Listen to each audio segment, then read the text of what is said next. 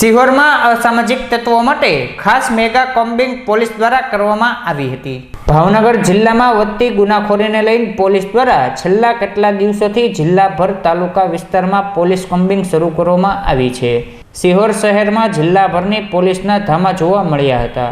સિહોરમાં SP doctor Harshad Patel, LCB, SOG, Sihor, Songadh, Vallabhipur સહિતના અધિકારીઓનો કાફલો અચાનક ત્રાટકી કોમ્બિંગ હાથ ધર્યું હતું।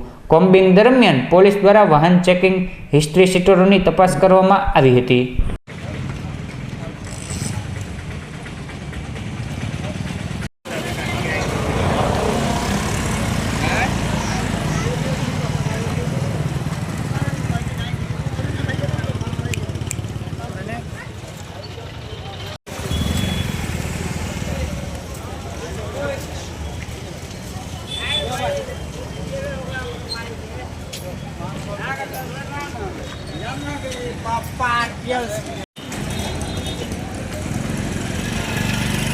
ले